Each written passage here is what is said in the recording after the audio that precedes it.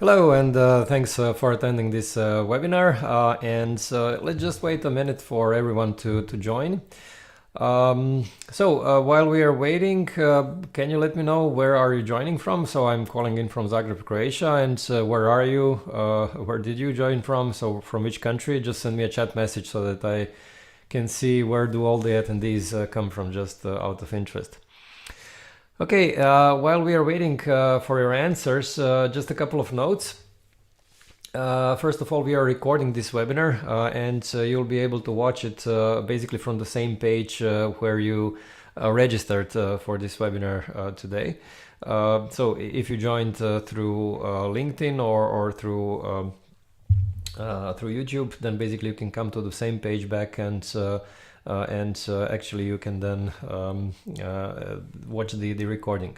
If you joined through Zoom, then basically you can watch the webinar on the same page where you registered, so the same Advisera page where you registered for the webinar. Okay, second thing is you'll be able to download this presentation deck, and at the end of the webinar I'll explain you how to do it. So basically I'll tell you where we publish the link for this webinar. And yeah, I see that some people are telling me where they come from actually. So from Cyprus, Nicosia, from Gorizia in Italy, from Warsaw in Poland. Okay, great. So thank you, thanks for letting me know. So most of the people are coming actually from Europe. Great. I also see some people saying from London. Great. Okay, good to hear. Anyway, let's start with the webinar. So welcome to the webinar, how to use the documentation toolkit to comply with NIS2, DORA and ISO 27001. My name is Dejan Kosutic and I'm the main ISO 27001 NIS2 and DORA expert at Advisera. Advisera is a company that makes compliance easy to understand and simple to use. And this webinar today is streamed through Zoom, LinkedIn Live events and also YouTube Live. And it will last approximately 45 to 60 minutes, depending really on the number of questions you'll have. And yeah, feel free to ask as many questions as you want. You know, the more interactive the webinar is, you know, the more interesting it will be. So, you know, by all means, please ask questions. Of course, we'll have the Q&A session at the end, but you can ask your questions, you know, without waiting for this Q&A. You can actually ask your questions while I'm presenting you these slides, and I'll try to actually to answer your questions even as I go through the slides. Okay, good. So let's move on to the next slide. So why is this topic of documentation important? You know, when I make these polls and when I speak to people around compliance, usually documentation is usually one of the top three challenges they have. So it's very often a problem for most of the people. I mean, for most of the professionals who actually work on compliance, documentation is one of the biggest challenges. You know, together with training, together with of course the technical implementation. But documentation is always one of the most important things, and this is why we actually have this webinar today. So in the webinar, I'll show you how to speed up the writing of documentation for these three frameworks. NIS2 Cybersecurity Directive, which is focused on these critical infrastructure companies. DORA regulation, which is focused on financial entities, and ISO 27001, which is basically international standard that can be applied to any type of a company. And yeah, the webinar today is intended for professionals that are in charge of compliance projects. So these could be, let's say, CISOs or security managers or consultants and so on. Okay, very well. So let's see. I mean, one of the main points today really is that this documentation toolkit should not really be only about documents, right? Obviously, documents are important, very important, but usually this kind of products, I mean, good documentation toolkits should also offer you on top of these documents also expert support and know-how, speeding up the writing of these documents, so these kind of things. And of course I'll show you during the webinar today how this could look like. Okay, so let's go through the agenda. So first I'll go through a slide. Actually, this is a table where I'll show you which companies need to comply with what, because I see this very often a question and very often a big confusion. You know, companies think that they have to comply with NIS2 where they don't, or with DORA and they don't really have to. And so basically I'll show you, which type of companies have to comply with which of these three frameworks. And then I'll go through some top level kind of explanation of what are the main requirements in DORA, NIS2 and ISO 27001. And then I'll show you what are the three approaches to DORA compliance. And then I'll show you how these Advisera's documentation toolkits look like. I'll also show you a couple of documents, how to create documents through these toolkits. I'll show you some pricing and options for these toolkits, and I'll go through a slides around main challenges in the implementation. And by the way, you can let me know which of these topics interest you the most. So just send me a message through this question pane, and I'll basically try to focus more time on the topics that you find the most interesting. All right, so let's go with this first slide. So who needs to comply with what? So as you can see, quite a complex table. So let me go actually through this first row here. So financial entities, they do not need to comply with NIS2 directive because this is not intended for companies. Neither with this CIR. I'll explain later on what this is. Now, financial entities need to comply with DORA, which is again a regulation for financial entities, and these RTSs, so regulatory technical standards. So you can consider these as kind of appendix to DORA. So financial entities need to comply exactly with these things. They don't have to comply with NIS2. They don't have to comply with ISO 27001. Okay, so it's quite simple for financial entities. Now, there are also suppliers to financial entities. So various, IT companies, telecom companies, all of these suppliers that are selling their services towards financial entities. Now, these suppliers do not need to comply with DORA. Okay, there is no such requirement. But these suppliers need to comply with security clauses in agreements that they have to sign with these financial entities. So just to explain this further, DORA requires financial entities to include certain security clauses in their agreements with their IT suppliers. And these are actually the things that suppliers have to comply with. Okay. On top of this, DORA also requires that these suppliers comply with security standards. It doesn't say which standards, okay? It only says applicable security standards. Of course, ISO 27001 is the most common security standard, but there are also other standards. And these suppliers, again, have to comply also with these security standards. So again, suppliers to financial entities do not need to comply with DORA. They have to comply with these clauses in their agreements with their buyers and with security standards, whichever they think are appropriate. Now let's move on to these critical infrastructure companies. Obviously, they have to comply with NIS2 directive, plus with local NIS2 laws. Now, I have a separate slide where I'll explain more about these local NIS2 laws. And just to explain, these critical infrastructure companies basically belong to belong to these 18 sectors, right? So 18 sectors like water utilities, space industry, chemical industry, this kind of transportation, obviously, and so on.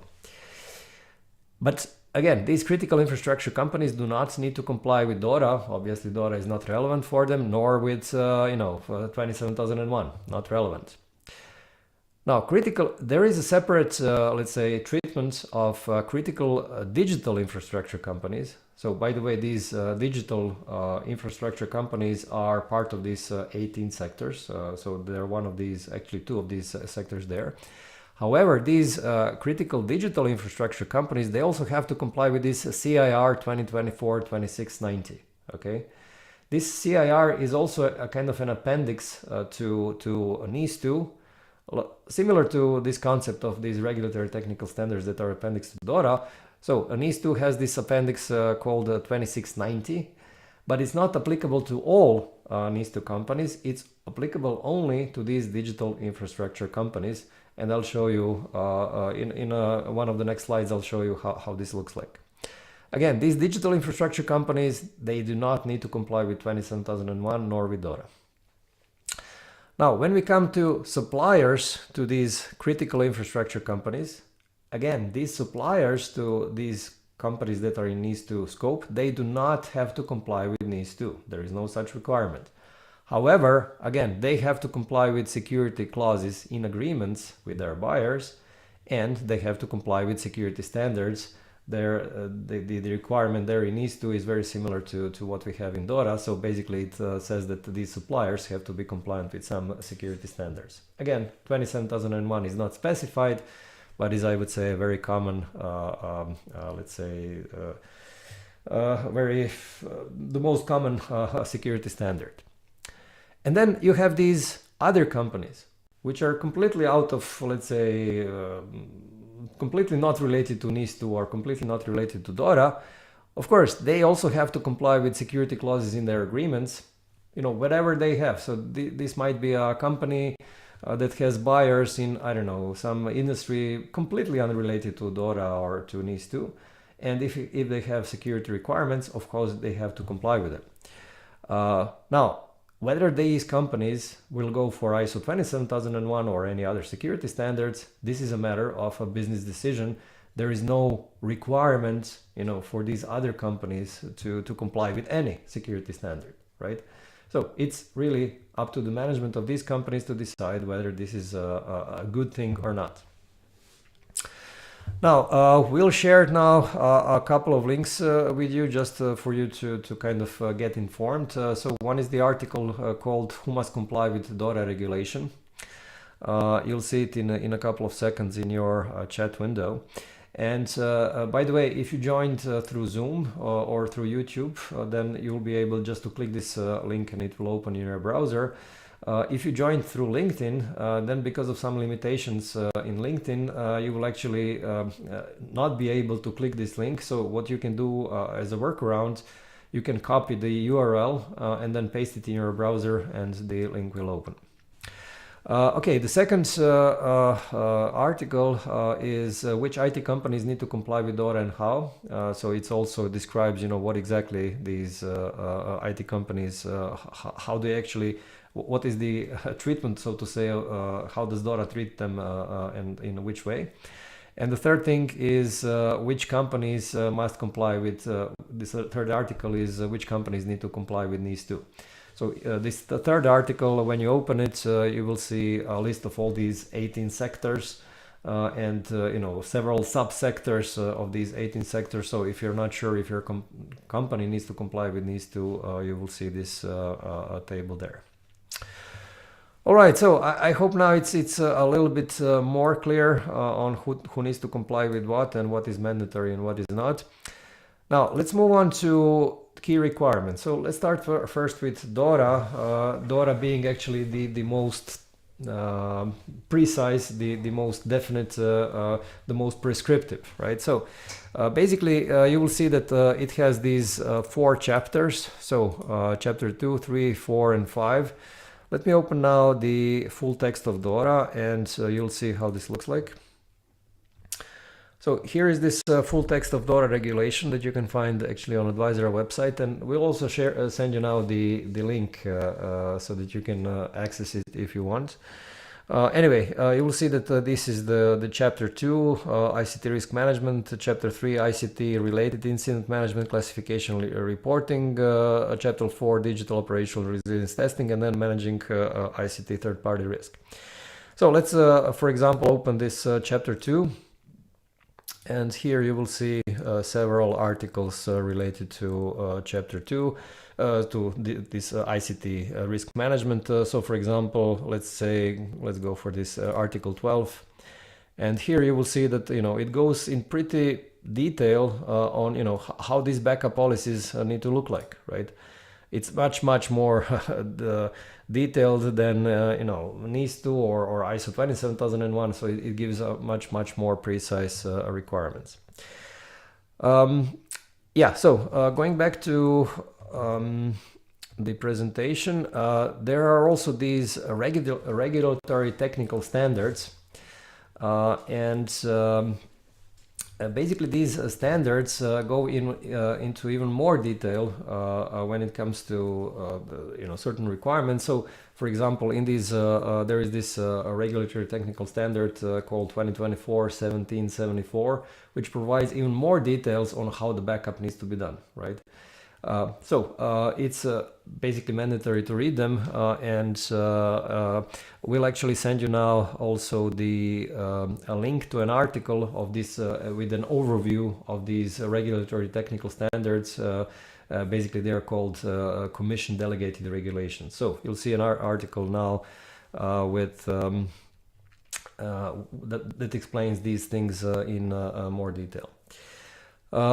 Okay, we'll send you 2 more links for DORA that you might use. You'll see also this link to this list of documents that are required for DORA regulation. So when you open it, you will see a table with each and every requirement from DORA, and also suggested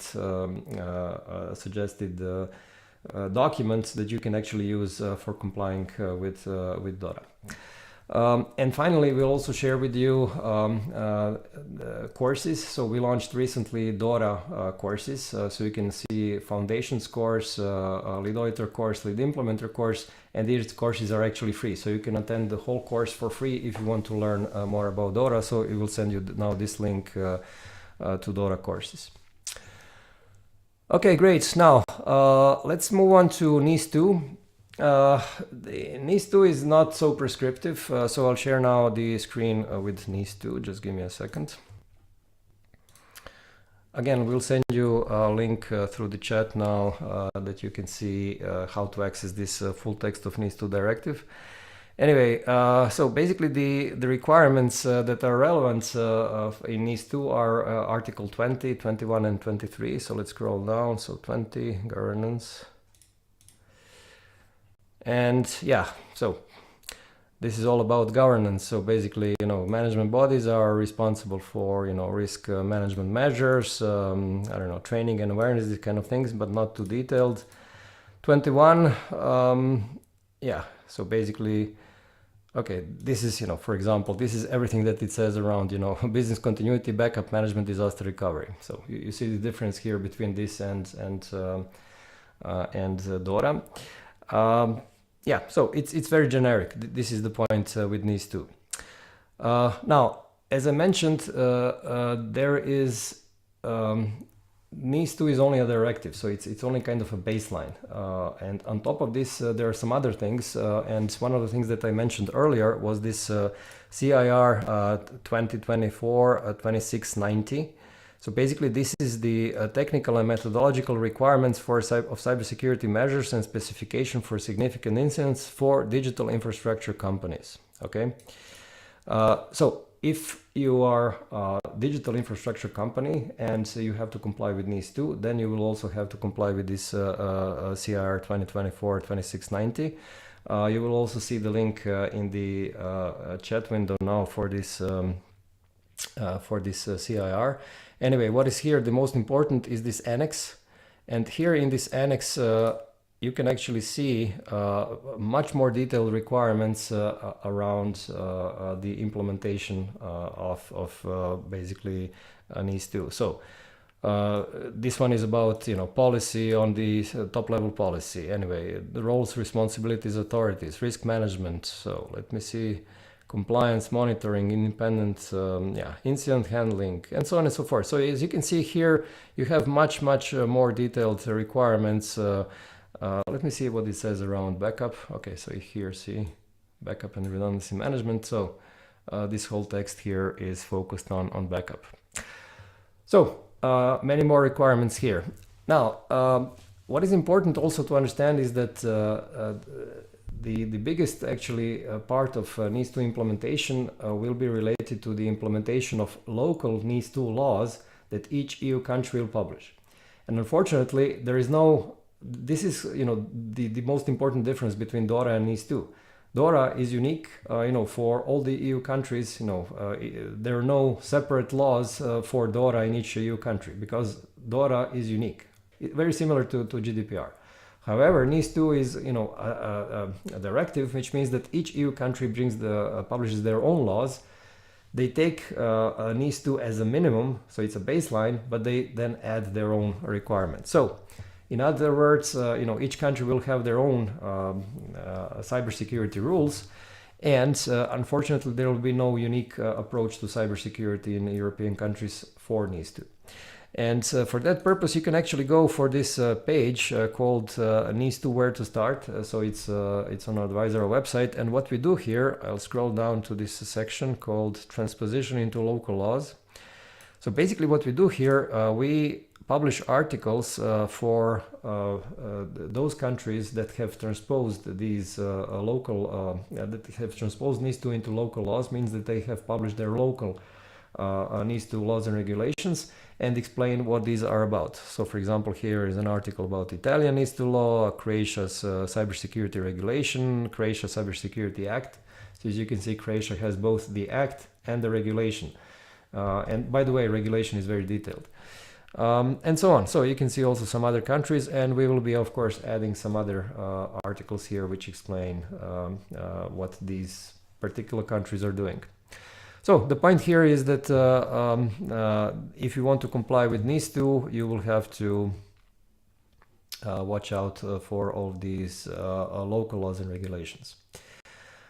Okay, let me also, we'll also send you now a link to an article which also explains which are documents are mandatory for NIS2, and basically suggestions on how to how you can actually implement them, which documents to use.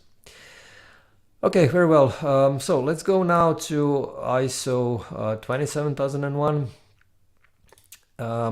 So here, I believe that most of you already have worked with 27001, so I'll be very short here. In any case, 27001 is not mandatory again.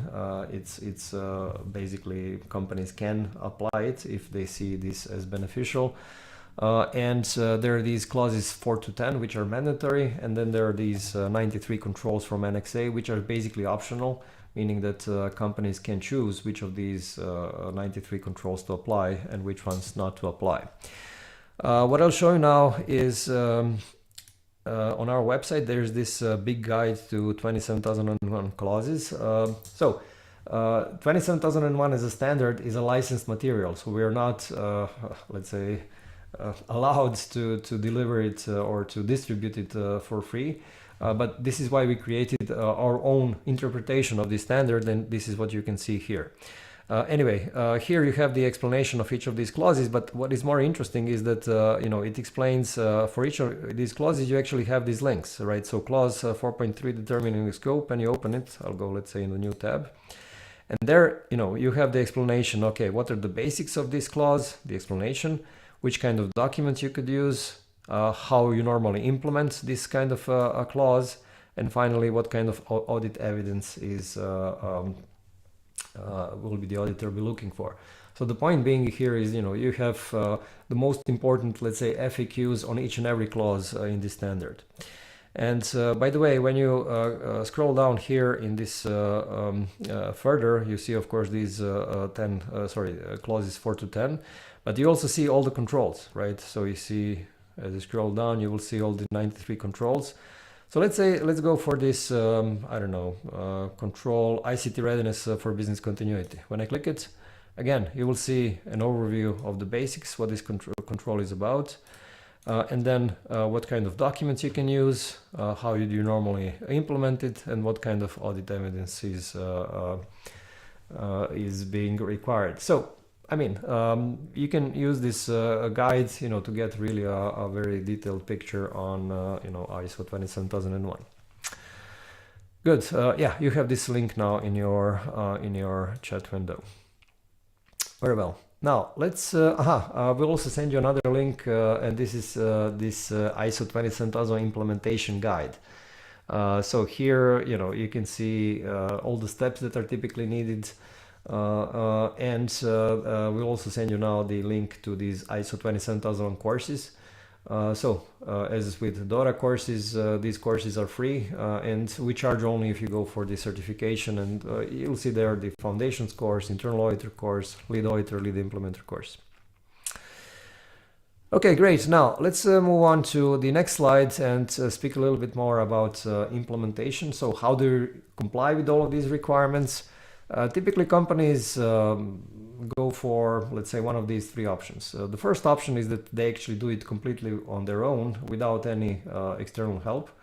And this is usually an approach which does make sense if you already have someone who is experienced, who is, let's say, who already has a couple of these implementations done in his or her career. And yeah, this is typically the, I would say, cheapest approach, because you don't need to buy any expertise from the outside. The second approach is, I would say, pretty common, and this is to use consultants.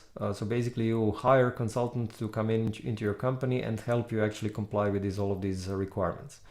And so this is usually the quickest approach, especially if you have a good consultant. If you don't, then this will turn out into something bad. But if you have a good consultant, this will be the quickest approach, and the downside, of course, is that this is usually the most expensive approach. And then the third approach is basically somewhere in between the first two approaches, and this is that you actually use your own employees to implement or to comply with any of these frameworks, and that you use external help, so external know-how to do the whole compliance project. And basically this is where we in Advisera are specialized. So we provide to our clients these kind of tools which enable them to really understand exactly what needs to be done, how to do it, and we provide them with all the tools that are needed to comply with these standards and regulations. Okay, we already shared with you these courses that are our product, but this is not really the topic of today's webinar. So today I would like to speak more about these documentation toolkits, and just to show you how you can use these really to implement all of these frameworks, with this do-it-yourself approach, so that you basically get the documents and the expert support from our side. Okay, so let's speak a little bit about these documentation toolkits. So documentation toolkits, basically they're separated. We have a separate 27001 documentation toolkit, separate DORA documentation toolkit, separate NIS2 toolkit. But basically they have the same features. Of course, I'll show you on the screen how they look like. In general, they are defining the sequence of the implementation. You will see the steps in the implementation.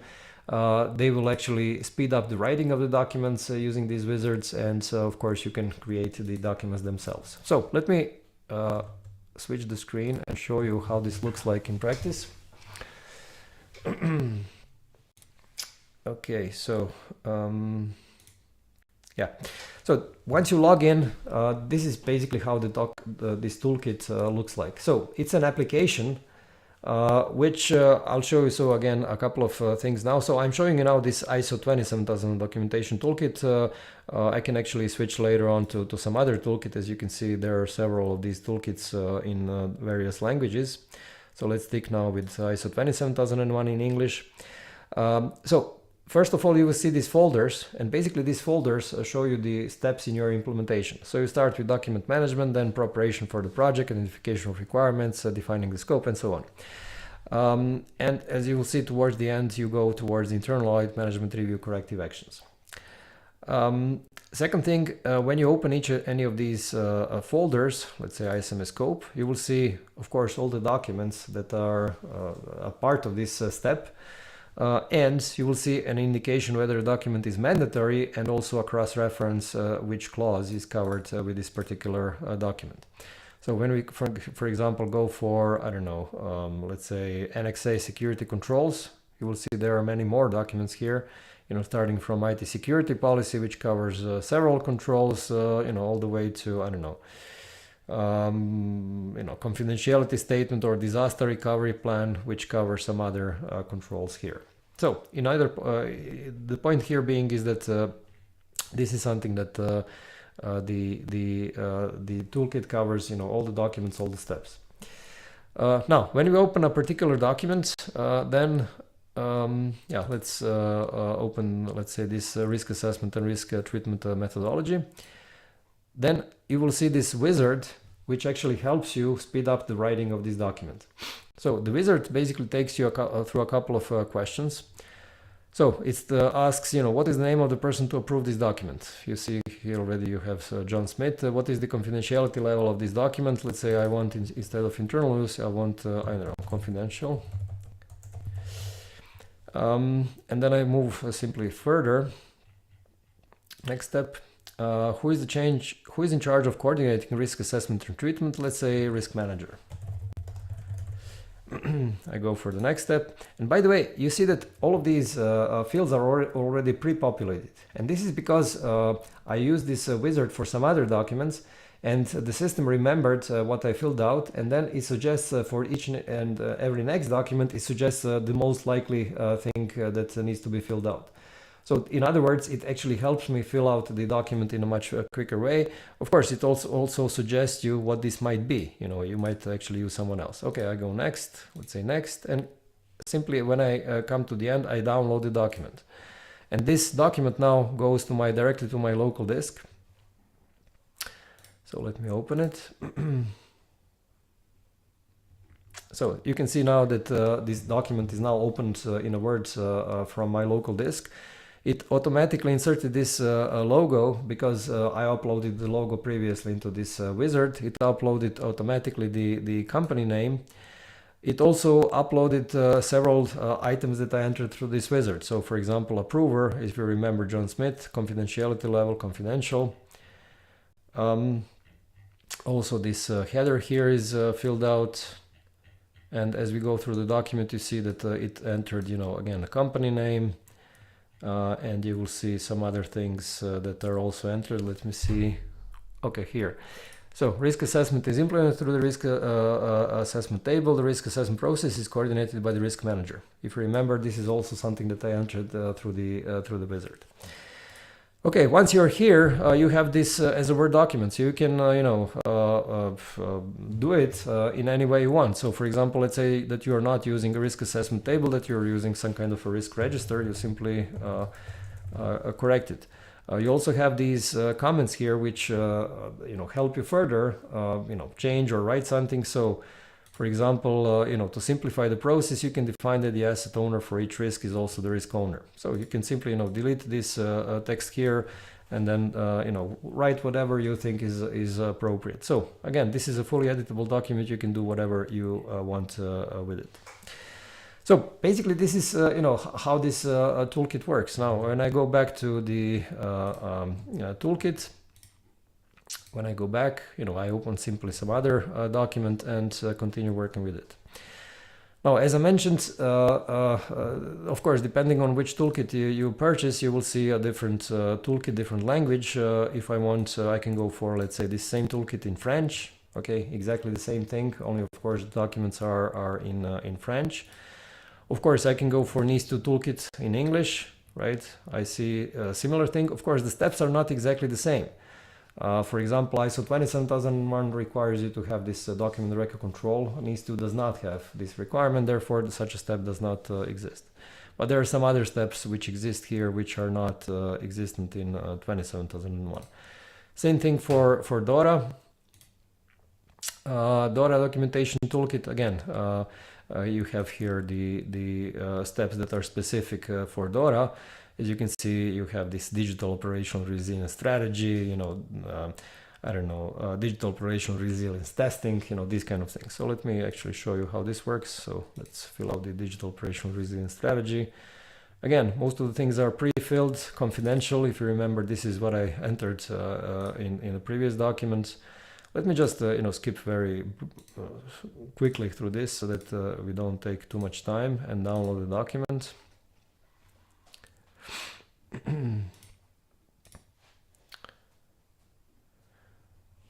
Okay, let me see, where is the document? Let me see why it didn't open. Let me open it again. Okay, here it is. So again, the same logo, digital operational resilience strategy. So this is the table of contents. It's a pretty complex document.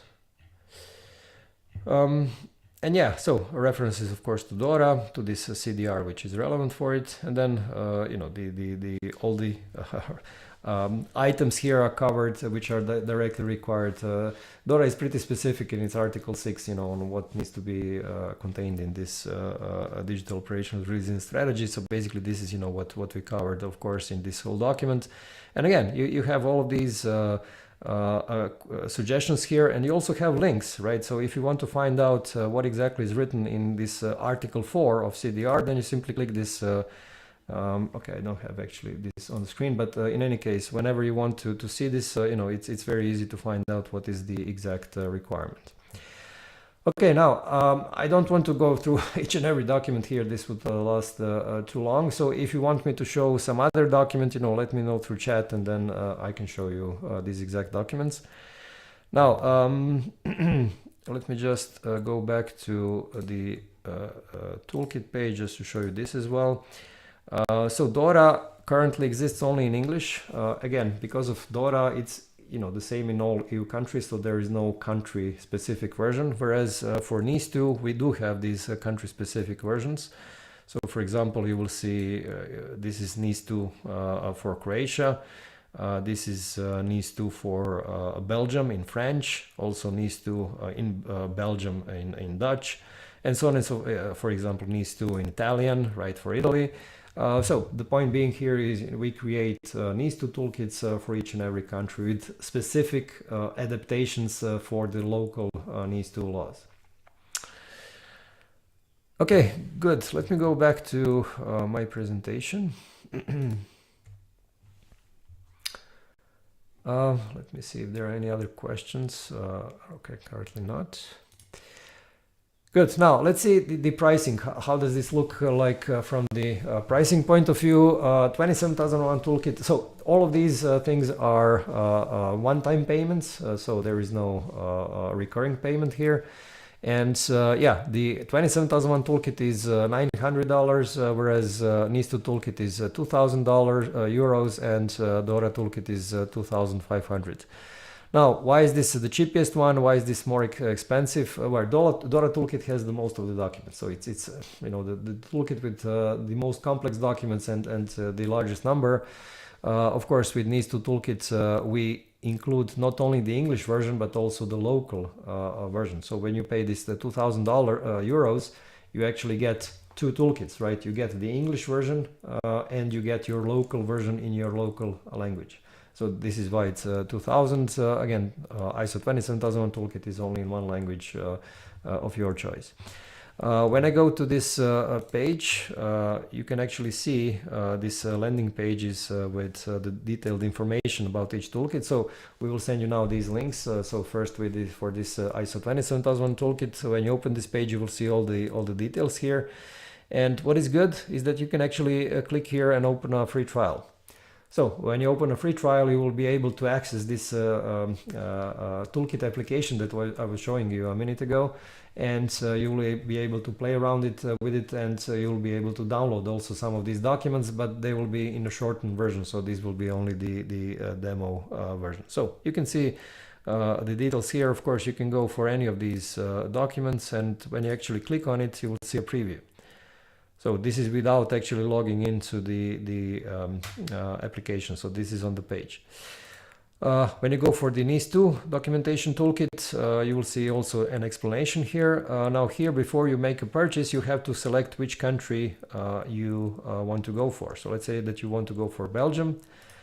Then you actually get the toolkit in French and in Dutch. And basically, here is the explanation of what you exactly get.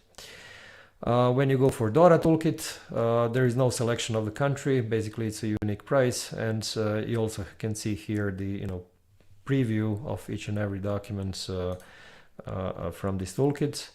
And of course, you can also go for the free trial and also see how this DORA documentation toolkit looks like.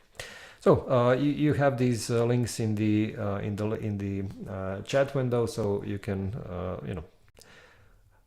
take a look and try it out how it works. Okay, very well. Now let me go back to my presentation. Okay. Yeah, okay. What I didn't explain is what the toolkit actually includes. Of course, it includes all the documents, so this is kind of understandable. Also, you get the free updates within 24 months, which is very important, especially for DORA and for NIS2. Why? Because DORA, I mean this Commission, European Commission, and also these European supervisory authorities, they are publishing these new regulatory technical standards, and then we have to adapt the toolkits because of these new things that they are publishing. So this is also included in the price. I mean, all the changes are included. For NIS2, it's even more important because anytime any EU country publishes their own law or regulation, we have to adapt the toolkit. And again, this is also included for the next 24 months. On top of this, we also have this one-on-one consultation with an expert. So whenever you get stuck, you can schedule a call and then discuss whatever you're interested in. We can review some of your documents and give you your comments. Of course, you have support through email. And of course, you have the access to this documentation wizard, which speeds up the writing of these documents.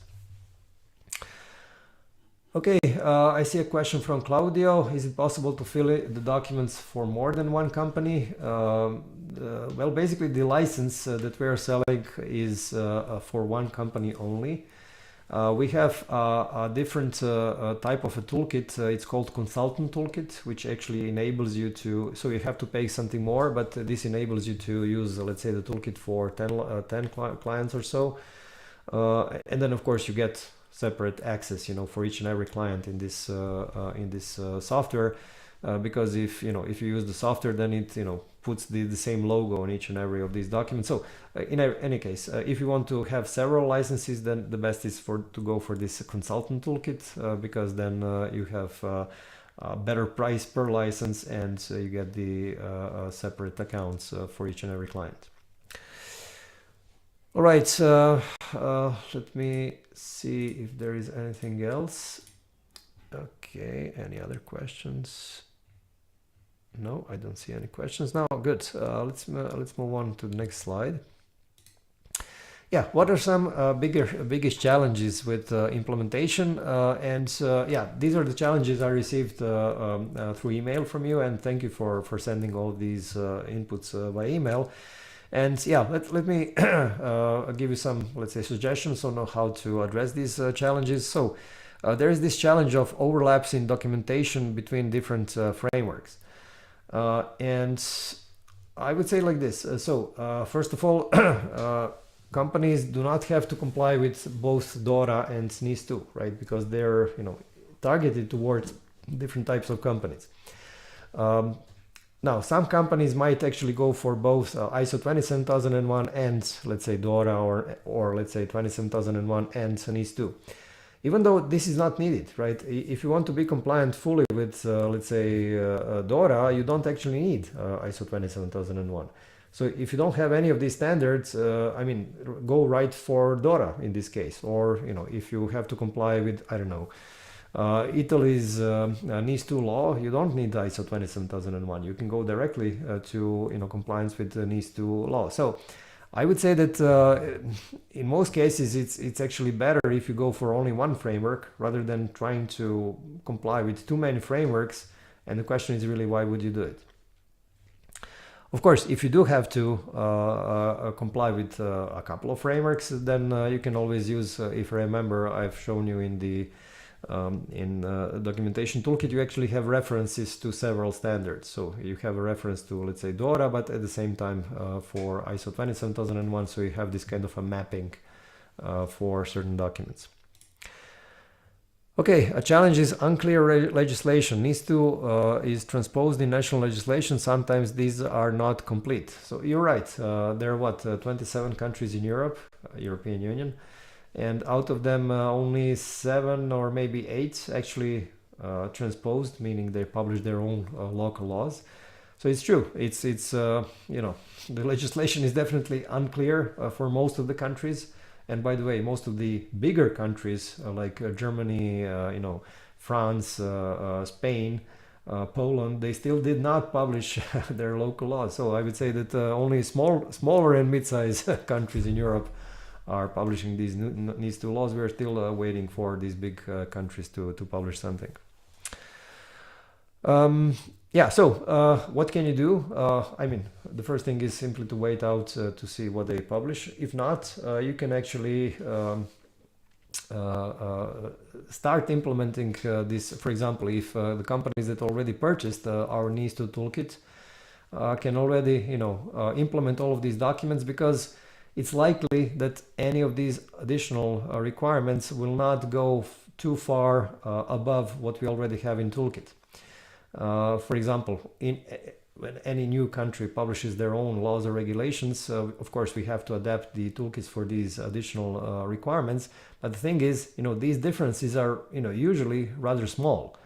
Why? Because toolkit is already written in such a way that it covers the things that are most likely to be in those country requirements. Okay, another challenge: DORA is approved first, then NIS2. Companies are unable to map the common requirements from DORA and NIS2 and address them in one request. So again, I don't see really a use case where a company would have to be compliant with both DORA and NIS2. I simply don't see it. Again, if you are a financial entity, you have to be compliant with DORA, but not with NIS2. If you are a critical infrastructure company, you have to be compliant with NIS2, but not DORA. If you're a supplier to any of these entities, you do not have to be compliant with DORA nor with NIS2. You should be compliant, of course, with a security standard like 27001, but not again with NIS2 or DORA. So, to be honest, I don't see the use case where, you know, you would have to map between DORA and NIS2, to be honest. Aligning organizational processes and documentation with the evolving requirements of these frameworks. Yeah, well, the main thing here is really to keep in touch and really see what new things are being published. So again, I've shown you a couple of pages on Advisera website. There we, you know, track on DORA side, we track all of these regulatory technical standards. On NIS2 we track all the new countries which are publishing their local NIS2 laws. So you know, you can use our website or some other you know, public sources to track all of these changes, and of course adapt your internal processes and documentation. Legislation can vary significantly between countries. Again, this is specific for NIS2, and I would say it does vary, but it's not significant. Okay, so it's for example, out of the countries that we already covered with our NIS2 toolkit, Croatia has the most stricter requirements, and then Lithuania afterwards. And you know, these requirements between Croatia and Lithuania, there are different, but not, you know, hugely different. So again, if you go for, let's say, some kind of I would say reasonable security, and again, this is what we did with our NIS2 toolkit. You would, you know, basically be compliant with, in most cases you will be compliant already with most of these local laws and regulations. Okay, good. So let me move on to the conclusion, and then we'll also go for the Q&A session. So to conclude, you know, these toolkits are made really to substantially, I would say, reduce your compliance time. and of course avoid any potential problems with authorities or with the certification body if you go for 27001. And yeah, so as I mentioned, you can sign up for a free trial of any of these toolkits and you know, play around with these wizards, download these documents and so on. Again, you can use these links that we've already sent you. You can also use this link for all the toolkits. So if you click this toolkit, link that we've sent now through the chat window, you will open all of our toolkits, and then you can see, you know, not only individual toolkits. And yeah, we'll also send you now the meeting link to schedule a call with our toolkit expert. So if you want to see some more documents from any of these toolkits, you know, feel free to set up this call, and yeah, you can discuss this with him. Okay, great. Yeah, let's move on. Let's go for the Q&A session. I'll start answering any of remaining questions, so please feel free to send me your questions through a chat window. And before I start answering questions, let me just go through a couple of notes. Yeah, feel free to reach out to me directly through email with any questions you have. So we'll send you now my email, and yeah, feel free to use this email address to ask any questions. Second thing, you can follow me on LinkedIn and on YouTube. And on LinkedIn, I'm publishing, let's say, the latest news from this cybersecurity world, compliance world. So if you want to keep in touch with the latest news, then you can follow me on LinkedIn. On YouTube, I publish lots of videos on NIS2, DORA, and ISO 27001. So if you want to learn in this visual way, you know, take a look at my YouTube profile. And I also have this podcast. It's called Secure and Simple Podcast. It's intended primarily for consultants and for CISOs. So if you are, you know, if you are either a consultant or a security officer, you take a look. There are many interesting topics there. For example, one of the episode is an interview with one consultant where we actually discuss the trends with ISO 27001 and NIS2, and basically how they relate to each other and how they help suppliers. So take a look at and see if this could interest you. Okay, the third thing is that about my next webinar. So I'll deliver the next webinar next Wednesday at the same time. This will be about ISO 27000 certification, and I'll explain what steps you need to perform before you actually go for a certification audit, and what kind of evidence the auditor will be looking for. And yeah, we'll send you also now these links where you can see upcoming webinars. Great. Now let me go through a couple of questions I received before the webinar, and then I'll cover the questions that I got during the webinar. So Leszek is asking, are there examples of country level regulations in EU which are stricter than NIS2 and need to be obeyed? Okay, so you can simply go to this page where I showed on Advisera website with this transposition article, so you'll find it there. Brian was asking, on your website the products is set in relation with companies in small and middle scale. Why is that? Why not companies of bigger scale? Do you see any problem in using this toolkit in a company of, let's say, 1,000 employees? So most of these documents are, so these toolkits are basically written for companies of, let's say, up to 500 employees for ISO 27001. Whereas if we speak about DORA and NIS2, basically we made them for companies of up to 1,000 employees. Now, of course, if you are, I don't know, a bank of 5,000 employees, you could still use these toolkits, but the thing is that they might seem too simplistic if you are really a large institution, right? So you might find, I don't know, risk assessment methodology to be too simplistic for you. And then this is why we basically, you know, say that for 27001 up to 500, for NIS2 and DORA up to 1,000 employees, this is kind of an optimal size of the company. Again, if you're a larger one, you can purchase it as well, but you will probably need some extra work to adapt it to your more complex processes. Okay. Also question from from Brian. I would like to know if Advisera got customers from state and government departments. Any experience? So yeah, something like 5% of our customers are government agencies or government bodies. I mean, for example, we had one space agency, a very big one, very famous one. I can't say the name. They also, bought our toolkit for 27001. Why did they need it? I'm not sure, but obviously they thought it was appropriate for them. And yeah, I mean, regarding larger companies, we also have, I don't know, all these bigger consulting companies are also our customers and so on. So yeah, I mean, we have these larger organizations as customers, and also these government bodies. Adrian was asking, how can organizations ensure seamless integration of NIS2 DORA and 27000 compliance requirements with their existing documentation toolkit, and what are the key challenges they may face in maintaining alignment across these standards?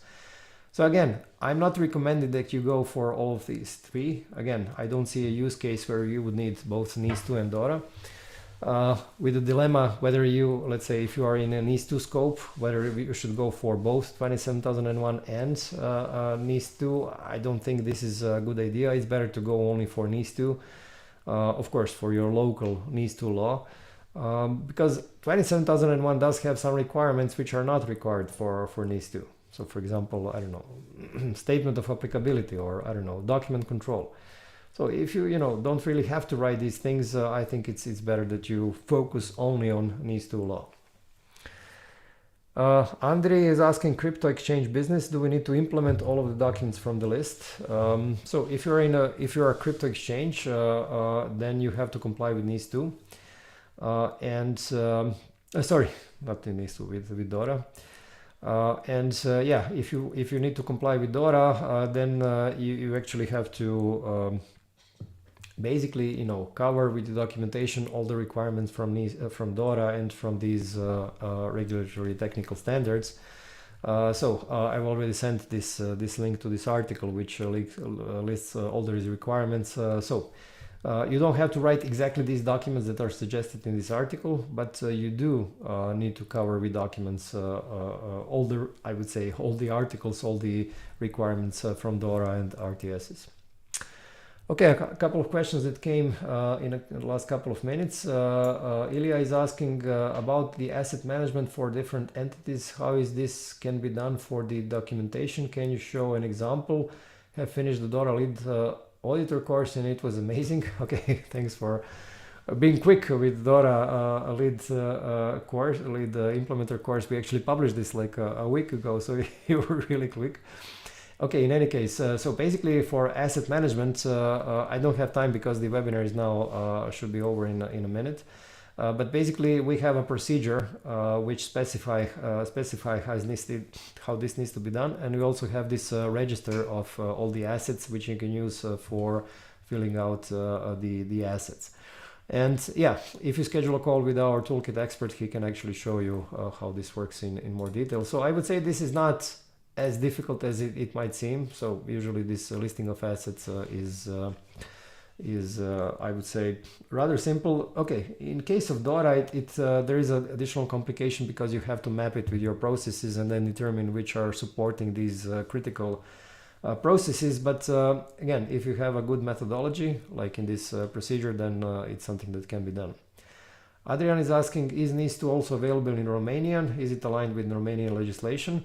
Yeah, actually we are working on it now. I'm not sure if you already published or not, but I know that we finished the development of this toolkit in Romanian. So if not already, it will be published in maybe a couple of weeks. So we already almost finished the work on the Romanian version.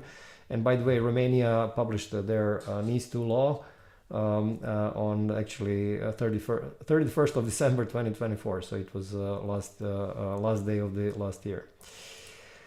Okay, Jens is asking how long does it usually take to adapt NIS2 toolkit to country legislation? For example, in Austria, NIS2 gazettes will be issued about mid-2025. When is the NIS2 toolkit ready for Austria? So basically we have 90 days. I mean, this is our internal deadline to use to go, if possible, to finish this within 3 months. So when the local country actually, when the country publishes their own law, we try to finish the adaptation of the toolkit within 3 months.